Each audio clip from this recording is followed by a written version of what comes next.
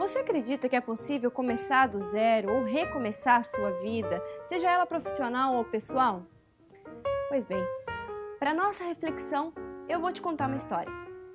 Há muitos anos atrás, existia um casal que tinham vários sonhos de constituir uma família, de ter um bom emprego, de ter filhos. E esse casal, diante desses sonhos, resolveram então se unir, noivar e casar. A partir do momento do casamento, eles viram que eles só tinham um bem material, que era um relógio de ouro que esse jovem tinha ganhado de família. Esse jovem vendeu esse relógio de ouro para poder arcar com algumas das despesas de casa. A sua casa foi dada pela sogra, então eles não tinham praticamente bem nenhum ainda. E juntos começaram a caminhada de estar ali rumo aos seus sonhos. Então ele trabalhava numa empresa chamada Cortume, mas ele achava que aquele salário agora com uma família não era o suficiente, que ele precisava ganhar um pouquinho mais para estar ali conquistando mais coisas, mais bens, mais conforto para a tua família. Então ele foi em busca de um novo emprego. Fez a entrevista, se dedicou muito ali no dia da entrevista, voltou para casa, chegou em casa, contou para a esposa, pegou sua moto e foi para a casa de sua mãe contar essa novidade para ela. Ele estava ali em casa separando os papéis porque no outro dia ele ia levar esses papéis para realmente efetuar a sua inscrição na nova empresa. No meio do trajeto entre a sua casa e a casa de sua mãe, ele sofreu um grave acidente, onde a sua perna foi praticamente toda machucada e ele passou por mais de 50 cirurgias, passou por várias e várias paradas cardíacas, tiveram que encontrar o melhor dos médicos para ali salvar a sua vida e salvar a sua perna para que a mesma não fosse amputada. Esse jovem ficou 4 anos acamado e durante esses 4 anos sofreu muitos preconceitos também, inclusive rejeição no âmbito familiar, de uma determinada pessoa que o negou inclusive auxílio alimentício. Enfim, esse jovem, mesmo diante dessa dificuldade, não desistiu dos seus sonhos. Ele sabia que ele só precisava do tempo para estar curando ali aquelas feridas, aquela enfermidade, para que eles pudessem reconstruir e concretizar os seus sonhos. Porém, a mulher dele, sua esposa, nunca desistiu também de o ajudar, de também constituir aquela família, de também fazer parte daqueles sonhos. Então ela arregaçou as mangas e mesmo sem ter estudo, sem ter formação, ela foi trabalhar numa empresa chamada Cancela como desassadora de frangos. E lá ela se dedicou, ela foi a melhor que ela podia ser. Até o final dos dias que ela estava trabalhando lá, ela estava chegando no cargo de supervisão, porque ela sempre foi muito dedicada. E esse sustento, conciliado com o trabalho de doméstica também, acabou ajudando muito na reestruturação familiar, enquanto o marido estava acamado. Nesses 4 anos, os sonhos continuavam ali. Eles queriam ter filhos, eles queriam ter uma boa vida, porém as dificuldades também aumentavam. 4 anos depois, com ele já melhor, reabilitado, digamos assim, ele voltou a trabalhar naquela empresa que o acolheu, que tinha o entrevistado e trabalhou lá por muitos anos como metalúrgico. E depois desses 4 anos decidiram ter o primeiro filho. Nasceu ali então a primeira filha e 8 anos depois nasceu o primeiro filho deles. Esses jovens hoje têm um casal de filhos. Porém, quando nasceu a primeira filha, eles perceberam que tinha algo errado, né? Tiveram uma junta médica no nascimento dessa menina e perceberam que ela tinha um problema cardíaco muito grave, que chamava-se persistência do canal arterial. E esse problema só se resolveria com uma cirurgia. Essa cirurgia teria chances de 50% de vida e 50% de morte. Então, aquele jovem casal, que imaginando ali começar o primeiro passo rumo ao seu grande sonho de constituir a família, de ser feliz, ter estabilidade, se viu desesperado, com o chão aberto ali sob seus pés, novamente com a filha entre a vida e a morte.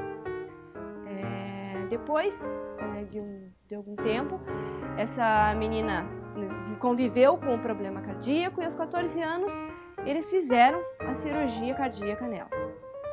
E graças a Deus deu tudo bem, deu tudo certo. Porém, ela também nunca desistiu dos seus sonhos, nunca perdeu a fé, nunca perdeu a esperança de que tudo aquilo poderia passar. que era só uma nuvem negra, que tudo aquilo ia passar. A família sempre muito unida, todos se amando muito, se ajudando muito, com muita fé.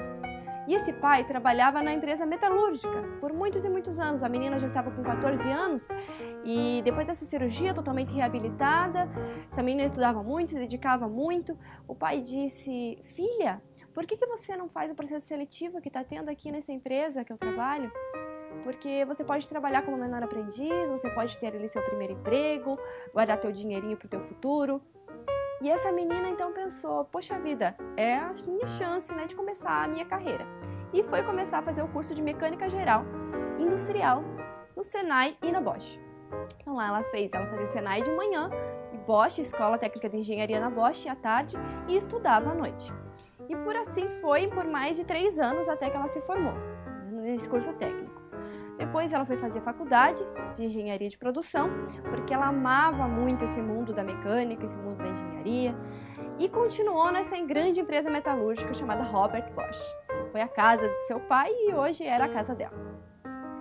Por lá ela fez grandes amigos, conheceu grandes chefes, grandes profissionais, pessoas que a motivaram, que a fizeram ter brilho nos olhos e vontade de querer vencer todo e qualquer obstáculo. Por ser mulher, no meio de um meio totalmente masculino, de pessoas que estavam ali por vezes a ajudando, outras por vezes a enfrentando, dizendo que ela não era capaz, dizendo que talvez a mulher não se adaptaria àquele meio. Isso foi fazendo com que essa menina que tivesse cada vez mais garra, cada vez mais fibra, cada vez mais vontade de provar para o mundo que ela conseguia sim. Então, essa menina ficou nessa empresa por mais de 5 anos e depois resolveu dar um passo maior na sua vida, fazendo um estágio em outra multinacional, dessa vez francesa, a grande empresa Renault do Brasil. Essa menina foi para essa empresa Renault do Brasil e lá trabalhou na logística. Trabalhou primeiro na logística nacional, depois na logística internacional. E nesse meio tempo ela se formou em engenharia, casou e teve um filho. E teve sempre muito apoio do marido dela nessas decisões, nessas correrias do dia a dia, de ter que deixar o filho, às vezes com o babá, às vezes com a avó, para poder estar estudando, para poder estar trabalhando, se dedicando à logística, que não era fácil. Então, tiveram vários desafios na graduação dela, né? Também teve vários desafios após a graduação, porque ela não parou na graduação.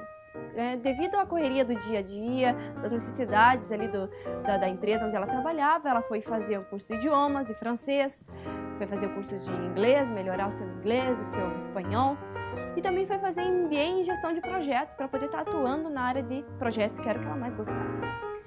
E esse MBA ela terminou em 1 ano, porque ela tinha um filho para criar também, então ela não podia perder tempo estudando, ela queria fazer o mais rápido possível e com qualidade. Então ela fazia todos os dias da semana, inclusive ao sábado, no MBA em gestão de projetos. E não parou por aí, né? Apesar do filho pequeno, das necessidades de atenção para o marido, como profissional, como mãe, como funcionária, como mulher, ela não parou por aí. Ela queria mais, ela tinha o sonho de atuar na área acadêmica. Então, ela foi fazer mestrado em engenharia de produção. E o mestrado realmente é o que dá brilho nos olhos da vida dela.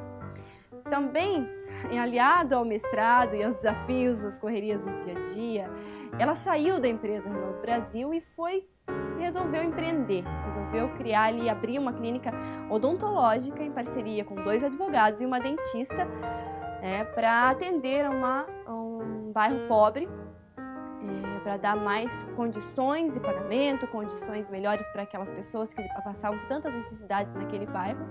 Então lá eles abriram essa clínica para estar, de certa forma, ajudando a população. Aí ela colocou em prática todos os seus conhecimentos da gestão de projetos do MBA. E durante esse percurso também, ela colocou em prática a sua vontade de estar ajudando o próximo, criando a ONG Mulher Paranaense. Através dessa ONG, essa menina faz trabalhos sociais, projetos sociais, arrecadação de alimentos, arrecadação de roupas, auxílio às crianças da APAE, auxílio às crianças da Dicaion, de vários outros projetos de ajuda ao próximo, de inclusão da mulher e da família na sociedade. E ela também, além de estar fazendo todos esses projetos sociais pela ONG, através do mestrado, várias portas foram se abrindo e ela conseguiu estar atuando no meio que ela sempre quis, que era dar aula. Então ela virou professora de graduação e pós-graduação na área de engenharia e Com muito orgulho, hoje eu digo, olhando para toda essa história, que essa mulher sou eu. Essa é a minha história de vida. E eu faço questão de contar para todos que passam pela minha vida para mostrar que não foi fácil chegar até aqui. Que nem sempre é fácil a gente conquistar tudo que a gente almeja na nossa vida. Os obstáculos vão surgir, as dificuldades vão aparecer, mas a nossa força de vontade, o nosso brilho nos olhos e a vontade de vencer tem que ser maior do que qualquer obstáculo. E é por isso que eu estou contando essa história hoje para vocês. Essa sou eu, Priscila de Carvalho, mecânica, engenheira de produção, com MBA em gestão de projetos, mestranda, professora de graduação e pós-graduação na área de engenharia, diretora técnica pericial do Escritório de Carvalho Advogados, fundadora da ONG Mulher Paranaense, mãe, esposa e mulher paranaense. Você acha que... Viu só como é possível fazer a diferença e recomeçar do zero quantas vezes forem necessárias? E hoje, analisando o cenário político do Brasil, você acha que é possível o Brasil recomeçar do zero também? Você acha que é possível nós reconstruirmos tudo do zero? Pois bem, analisando tudo que nós vemos hoje, eu nunca gostei de política, nunca me envolvi com política, né? Sempre a paixão da minha vida foi sempre trabalhar com projetos sociais. Mas hoje, quando a gente fala em política, a gente vê muito descaso, a gente vê os políticos ali governando por muitos e muitos anos sem fazer nada, absolutamente nada pela população, falando sobre saneamento, falando sobre saúde, sobre educação, sem no mínimo saber o que a população realmente precisa, sem ouvir as pessoas que realmente passam por aquilo todo santo dia, sem ouvir aquelas crianças que estão na rua, sem ter um campinho para brincar, sem ter orientação, sem ter escola, sem ter instrução, ouvindo aquelas pessoas que ficam dias e dias nas filas dos hospitais aguardando para atendimento. Esses políticos nunca ouviram essas pessoas e entender o que realmente o povo quer. E é isso que nós precisamos fazer para ter um plano de governo concreto. É ouvir as pessoas que precisam e não há nada sendo feito nesse ponto. Os políticos estão aí há 30, 40 anos, 50 anos, as mesmas famílias tradicionais no poder, comandando o nosso país, mandando e desmandando, fazendo o que bem querem com nós, com o nosso dinheiro, com a nossa vida, tomando decisões por nós. Nós não podemos mais permitir que isso aconteça. Se nós queremos um país melhor, se nós queremos um país, um Brasil melhor e reconstruir o nosso país do zero, nós temos que dar o primeiro passo. Esse ano é ano de eleição e o primeiro passo somos nós que temos que dar ali, dizendo não, eu não quero mais esses políticos antigos no poder. Eu não quero mais essa filosofia de política no poder. Eu quero pessoas novas, mentes novas. Quero coisas novas que agreguem realmente ao que a população quer e que a população precisa. Então, é isso que nós temos que fazer, é esse o momento. 2018 temos as eleições e precisamos ali dar o nosso primeiro passo, mostrar que nós queremos fazer a diferença, que nós queremos dar o nosso melhor. Não precisamos abraçar o mundo, mas esse primeiro passo lá nas eleições é nosso dever. Querer fazer a diferença, querer tirar dali da política, toda a política antiga, toda a filosofia antiga que tem ali de comandar as cidades, os estados, o país, e deixar o nosso país na situação em que nos entregaram agora, na situação em que está. Só corrupção, desdenho, desvio de dinheiro, descaso com a população, descaso com as pessoas. Os políticos não estão nem um pouco preocupados com a nossa população. E é isso que você quer deixar de legado para os seus filhos, para os seus netos? Eu não quero. Eu tenho um filho de 4 anos e não é esse o futuro que eu quero para o meu filho. Não é esse o futuro que eu quero para os nossos filhos, os nossos netos, para todas as próximas gerações. E eu não quero ficar prometendo coisas que, por exemplo, os políticos antigos fizeram há 30, 40 anos atrás e até hoje não nos entregaram. Não é isso, chega dos mesmos, chega de tudo isso. Nós temos que começar uma política nova, com ideias novas e concretas, baseadas no que as pessoas que realmente precisam. Ouvindo as pessoas, entendendo o que elas precisam, entendendo o dia a dia delas, entendendo suas lutas diárias. É assim que nós vamos construir um país melhor. 2018 é ano de eleição. E analisando o cenário político atual, eu juro que eu não fiquei feliz com nada do que analisei, nada do que refleti. E deixa eu tentar te explicar. Faz uma lista comigo. Primeiro, quem são as opções para cargo de deputado federal que nós temos? Anota no papel. Vejamos a lista dos deputados federais aqui pelo nosso estado do Paraná, ok? Segundo ponto. Desses que você analisou, quais são fichas sujas? Que respondem a processos jurídicos ou que estão envolvidos em algum tipo de escândalo ou corrupção? Vamos fazer assim, você vai riscando da listinha esses que você está pontuando, ok? Terceiro ponto. Dos que sobraram, quais estão ligados a famílias que há muito tempo estão governando, o país de forma ineficiente ou quantos deles estão há muito tempo governando o nosso país? Achou? Então risca eles da lista também, por favor. E vamos seguir. Sobrou algum? Se sim, me responda, o que eles têm feito em prol da população, da sociedade ou da sua comunidade? Se a resposta for nada, risca ele da sua lista também. E aí, sobrou algum? Na minha lista não sobrou nenhum. Eu não sei você, mas eu quero um Brasil melhor para mim, para os meus filhos, para os meus netos, para minha família. E se você também quer um Brasil melhor, repete comigo. Eu quero um Brasil melhor. Vem comigo, repete. Eu quero um Brasil melhor. E por querer esse Brasil melhor, esse ano eu decidi me candidatar a deputada federal.